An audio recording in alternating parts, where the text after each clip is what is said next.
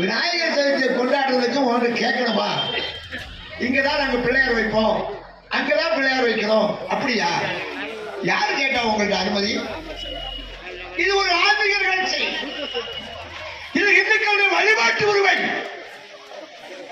இங்கதான் நீங்க சிலை வைக்கணும், அங்க வைக்கக்கூடாது. அவருக்கு சர்ச் வாசல்ல பிள்ளையார் வச்சா சரி, ஒரு மசூதி வாசல்ல பிள்ளையார் வச்சா பிரச்சனை வரும். சரி, என் வீட்டுக்குள்ள வச்சிருக்கேன், என் கோவில வச்சிருக்கேன், என் தெருவுல வச்சிருக்கேன். என் கோவில, என் வீட்டுல, என் தெருவுல முழுக்க முழுக்க இந்துக்கள் இருக்கக்கூடிய பகுதியில் விநாயகர் சிலை வைப்பதற்கு, விநாயகர் வைத்து வழிபடுவதற்கு யாரிடம் வருவதை கேட்க வேண்டும்? என்ன இது? இது பாகிஸ்தானா, பங்களாதேஷா? நெற்றியில பொட்டு வைக்கிறதுக்கு அனுமதி கேட்க, கையில கயிறு கட்டுவதற்கு அனுமதி கேட்க, இங்கே காவி கட்டுவதற்கு அனுமதி கேட்க, இது எங்க பாகிஸ்தானா? நாங்க வழிபடலாமா வேண்டாமா? பங்களாதேஷ்ல இந்துக்களை நொட்டிட்டாங்க. அங்கே இந்துக்கள் மைனாரிட்டி. 1971 பங்களாதேஷ் பிரிகின்ற போது 26% இந்துக்கள். ஆனால் இன்றைக்கு சகோதரர்களே 6% தான் இந்துக்கள் இருக்கிறார்கள்.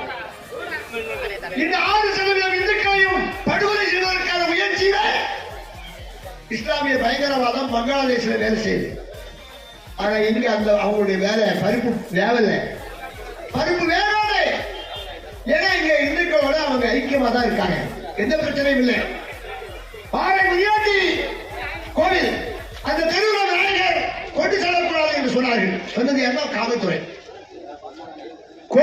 கொண்டு போகக்கூடாது, நீ வந்துட்டு இருக்காது. அந்த முஸ்லிம் தெரு வழியாக அந்த விநாயகர் வரக்கூடாது. முஸ்லிம்கள் சொல்லல, முஸ்லிம்கள் தடுக்கல, ஆனா காவல்துறை தடுத்தது. அங்க ஒரு முஸ்லிம் கவுன்சிலர் இருந்தார், இஸ்லாமிய சகோதரர். அவர் சொன்னார், ஏன் தலைமையில நான் கூட்டிட்டு வரேன், புரிஞ்சு போச்சு. இந்த மாதிரி ஒரு ஒற்றுமையை உருவாக்குவதுதான் இந்து மகாசபா.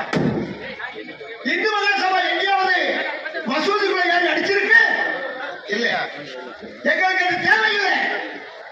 ஒரு தம்பி முதல்ல நான் வரும்போது பேசினார், இந்து மதம் சொல்றதெல்லாம் சர்வே வந்து சொல்லி எல்லாரும் தானே, எல்லாரும் மகிழ்ச்சியாரு, யாரும் துன்புறுத்தப்படாது. இதுதான் சார் இந்து, இதான் இந்துத்துவம். ஆனா இந்துக்களை தடுத்து கொம்பு சீவி விடுறது எதுனா உண்மையிலேயே காவல்துறை தான். ஆனா காவல்துறை இந்த வேலை செய்தால் இது அரசாங்கம் வேலை செய்யறதா ஒரே குழப்பமா இருக்கு.